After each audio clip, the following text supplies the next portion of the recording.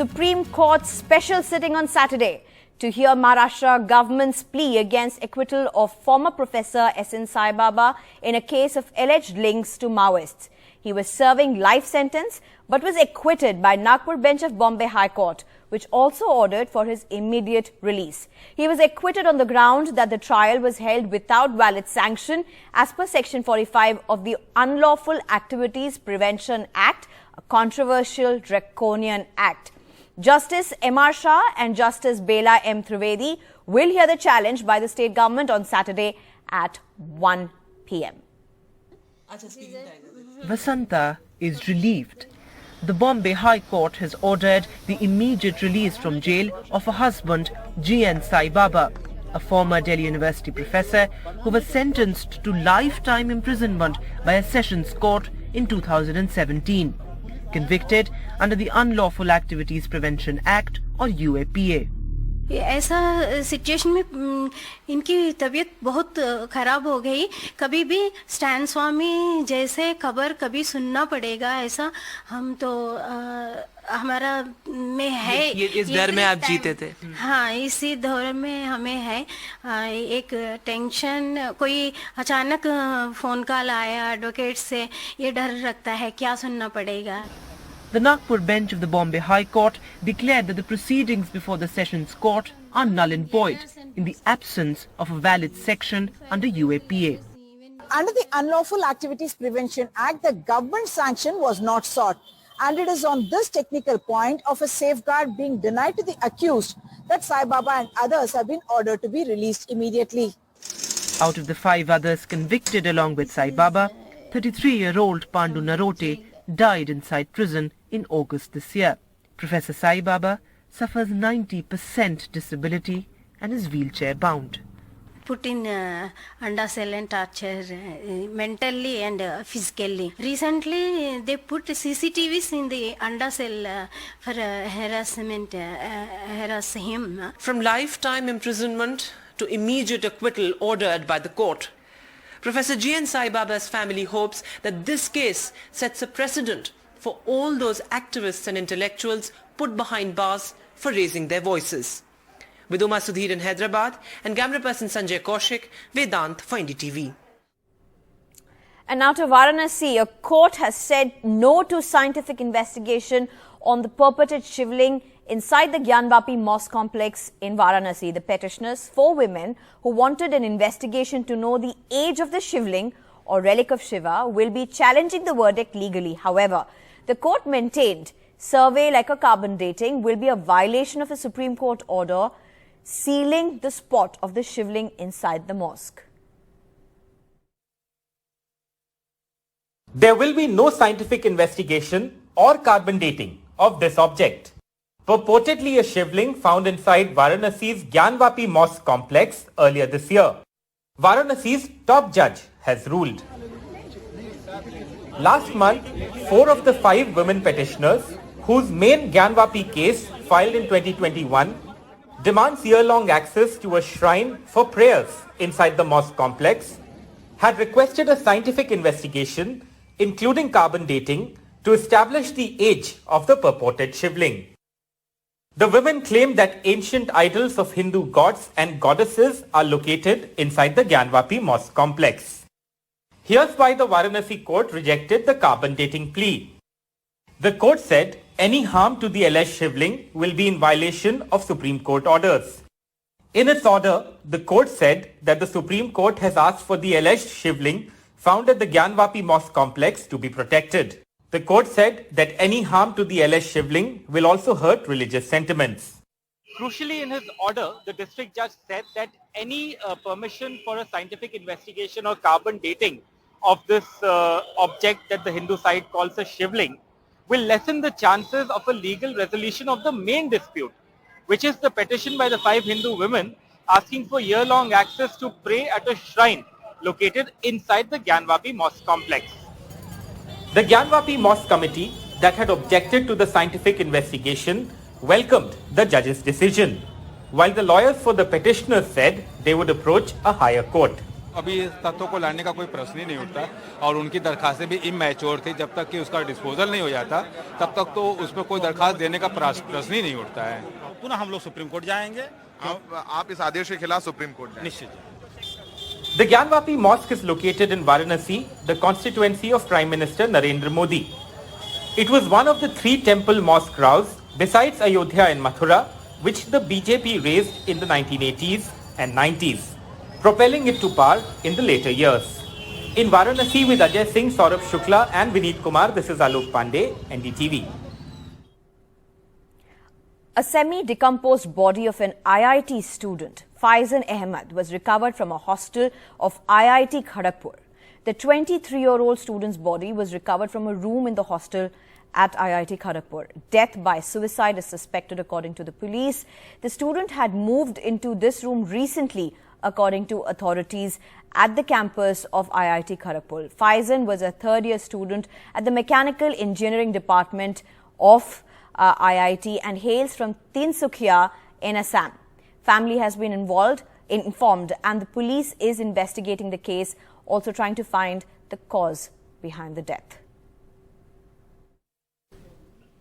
Well, I mean, that's pretty much the information that's there in the public domain as of now. The police are investigating as to what could be the cause of death.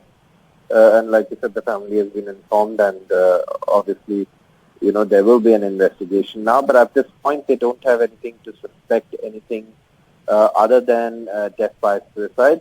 But that, of course, is again a matter of investigation. Nothing is really clear, though they do believe that the body was discovered much later because it was in a semi-decomposed state, like you said, or it had started decomposing. Now, the Assam Chief Minister, Himanta Biswa Sharma, has also tweeted on the issue and, of course, saying that, it's an unfortunate incident at this point. But beyond what you already mentioned, there's very little information available in the public domain, though it is, of course, a high-profile institute, the IIT Kharagpur, which is one of the premier engineering institutes in the country, and also the fact that he was a student, third-year, mechanical engineering student, is something that obviously led to concerns over whether, the pressure or what it was that, if it is a case of death by suicide,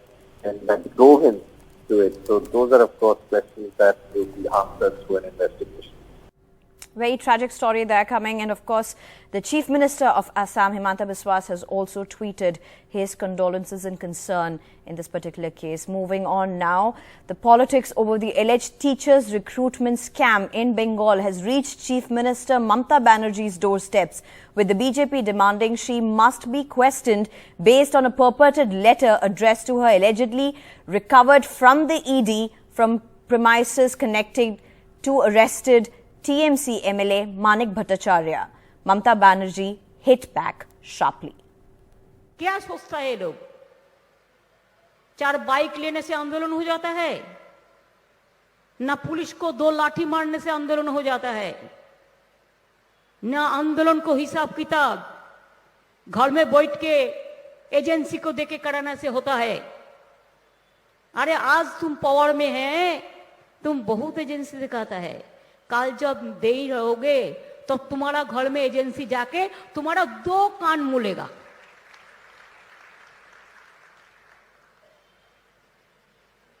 इसके लिए तैयार रहो. Mamata Banerjee hitting back at the BJP as the party threatens to go after her after the arrest of her partymen. BJP leaders have been openly talking about the Chief Minister herself being on the radar of central agencies, with some even predicting her arrest and the fall of the government. The ED in its remand application after the arrest of TMC MLA Manik Bhattacharya referred to a letter purportedly addressed to the Chief Minister Mamata Banerjee. The purported letter allegedly mentions that a senior youth wing leader of the Trinamool Congress collected the bribes paid for jobs. The letter also allegedly mentions that 44 aspirants paid ₹7 lakh each in return for jobs as primary school teachers. The BJP says Mamata Banerjee should be questioned immediately in connection with the letter. তাই তিনি জানেন পার্থ চ্যাটার্জি এবং মানিক ভট্টাচার্যরা যে অপকর্ম করেছেন তাতে তার নির্দেশ ছাড়া এই এত বড় রিক্রুটমেন্ট স্ক্যাম হতে পারে না। আর গতকাল থেকেই বিরোধী দলনেতা সহ অনেকেই মমতা বন্দ্যোপাধ্যায়কে জিজ্ঞাসাবাদ করার জন্য দাবি তুলতে শুরু করেছে। তাই ভয় পেয়ে এই ধরনের কথা বলছেন। The BJP believes it has a strong case to take on the TMC, especially with the arrest of a senior minister and an MLA. But the Trinamool says that these actions won't affect its electoral prospects. However, if the agencies eventually end up questioning Chief Minister Mamata Banerjees, then Bengal's volatile politics will get even more loud and aggressive. In Kolkata, Saurabh Gupta, NDTV. And from Bengal politics to Mumbai politics, it's Uddhav Sena versus Shinde Sena at the Andheri East by-elections. Both sides are battle ready. Sohit Mishra with this report.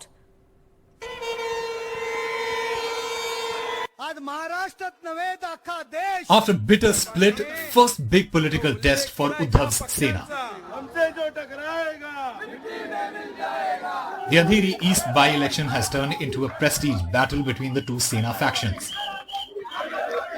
Both sides put up a show of strength as their candidates filed nominations on Friday. It's Rituja Latke of the Uddhav Sena versus Murji Patel of the BJP. Mahavikas Aghadi alliances, Congress and NCP and even the CPI have thrown weight behind Uddhav's candidate.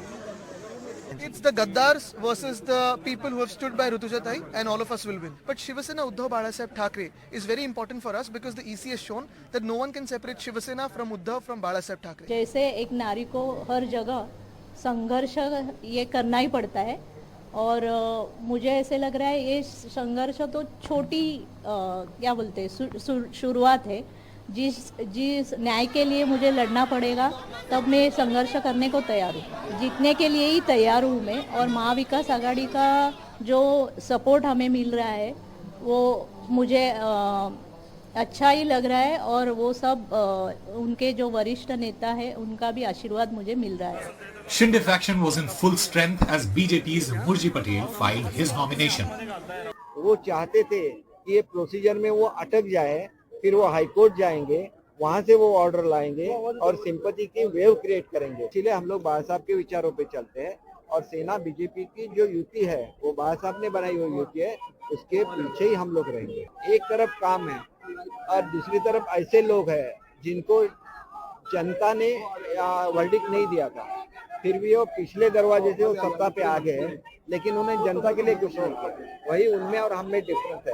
हम काम करके लोगों का मन जीतेंगे। अंधेरी की जनता समझदार है, अंधेरी की जनता को पता है कि हमारा विकास कौन करता है, हमारे दुख सुख में कौन साथ में रहता है।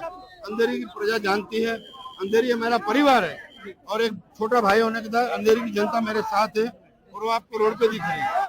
The Andheri East by-poll is an important contest and both the factions will try to win this election so that before the upcoming BMC elections, they could prove themselves to be strong in the city of Mumbai. In Mumbai, with Sunil Singh and camera person Praveen Jirohit, Sohit Mishra, NDTV. Well, and now to Tamil Nadu. Tamil Nadu government has always been at the center of the debate of freebies or welfare schemes. And now after free midday meals, it's free breakfasts for students in schools. No one is complaining. Well, at least the government is saying attendance is on the rise.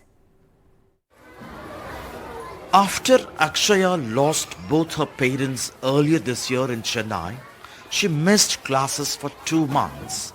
Her aunt did not keep well and was not able to cook breakfast in time for her own son and Akshaya. A new nutritious breakfast scheme that started 1 month ago at school has come as a welcome relief. Now the children are regular to school. அப்போல்லாம் சாப்பாடு வைக்க மாட்டேங்க காலையில் எனக்கெல்லாம் மயக்கம் வந்து நான் கீழே விழுறது மிஸ் அப்படியோ ஏண்டி சாப்பிட மாட்டாங்க டெய்லியும் சாப்பிடாம நான் வந்திருப்பேன் கீழே விழுந்திருப்பேன் மயக்கம் இப்போ தான் கொஞ்சம் காலையில் சாப்பாடு இருக்குது நல்லா சாப்பிட்டு நல்லா ஹெல்த்தியாக இருக்கும். Vishmaya, a driver's daughter, says earlier she would often skip breakfast. Now eating breakfast at school keeps her alert, energetic and interested in school. வீட்டில் நாங்கள் ஸ்கூல் கிளம்பி வரனால லேட் ஆகிடுது. அதனால் ஸ்கூலில் சாப்பாடு போடுறதுனால எங்களுக்கு ரொம்ப ஹாப்பியாக இருக்குது, ரொம்ப எனர்ஜெட்டிக்காகவும் இருக்குது. The pilot project to feed breakfast to 1 lakh children in 1,500 government schools has already shown significant impact on attendance. That has gone up by 10%. Long absenteeism has also dipped. The government hopes it will also check dropping out of school that rose by 2% during the pandemic. கண்டிப்பா sir, வருகை வந்து காலையில் late commerce கிடையாது, long ஆப்சென்டிஸ் கிடையாது sir. பிள்ளைங்க இப்போ increase ஆயிருக்காங்க, பிள்ளைங்க எல்லாமே வர்றது. Self-help groups of women have been roped in to cook the pongal, khichdi, upma and kesari. உண்மையிலே இது செலவல்ல, இது நம்முடைய அரசினுடைய கடமை. இன்னும் சொன்னால் எனது கடமையாகவே நான் கருதுகிறேன். இந்த திட்டத்தை படிப்படியாக இன்னும் விரிவுபடுத்தி முழுமையாக நிறைவேற்ற அனைத்து நடவடிக்கைகளையும் விரைந்து மேற்கொள்வோம் என்றும் நான் இந்த நேரத்தில் உறுதியளிக்கிறேன். இத்தகைய திட்டங்களை இலவசம் என்றோ, தர்மம் என்றோ, தானம் என்றோ, சலுகை என்றோ யாரும் நினைக்க கூடாது. Call it a populist freebie or a welfare measure, Tamil Nadu's pioneering noon meal scheme decades ago is now the norm across the country. And the government hopes the money it spends on this breakfast would be a healthy investment for better children's education, even as the poor recover from the pandemic that hit them hard. In Chennai with Suresh, Sam Daniel, for NDTV. And now there seems to be a silver line. India's September mercantile exports show a positive growth despite global challenges. Well, the trade deficit has widened. India's mercantile exports grow 4.89% year on year in the September month. Merchandise exports grow to $35.4 billion. Merchandise imports grow at 8.7% year on year, and the imports in September have shown a growth at $61.2 billion. Trade deficit widens. British Prime Minister Liz Truss on Friday dismissed her finance minister. The Chancellor of the Exchequer was dismissed in person by Truss after he rushed back early from international meetings in Washington and before she was due to hold her first Downing Street news conference. In fact, Liz Truss went on and told the media that she has decided to keep the increase in corporate tax that was planned by previous government, a big U-turn in her stand. And she also admitted that the mini budget went further, faster than the markets expected. But it is clear that parts of our mini budget went further and faster than markets were expecting. So the way we are delivering our mission right now has to change. This will raise £18 billion per year, that I acted decisively to ensure that we have economic stability, because that is vitally important. I met the former Chancellor earlier today. I was incredibly sorry to lose him. Amid all the celebrations, red flag celebrations for that matter, in China, there's also one-man protest.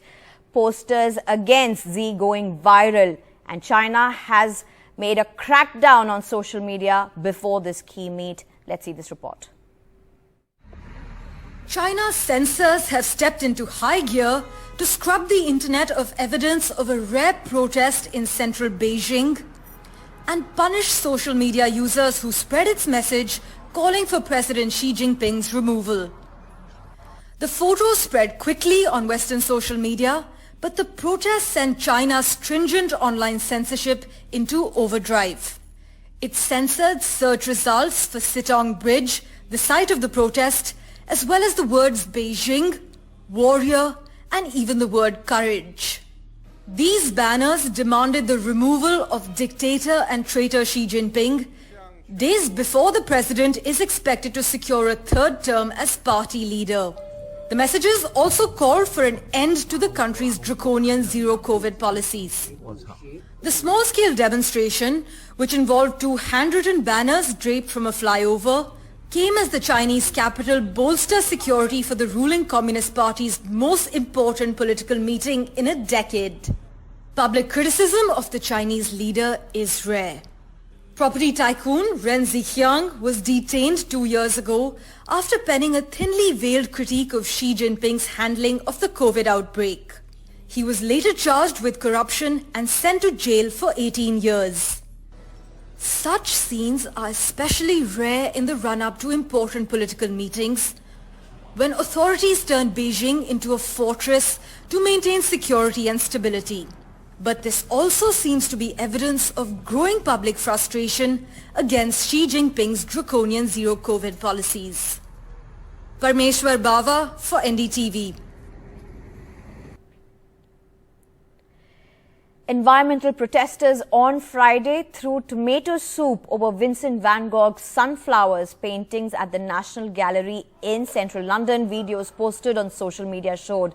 London's Metropolitan Police said its officers arrested 2 protesters from the Just Stop Oil group for criminal damage and aggravated trespass after they threw a substance over a painting at the gallery.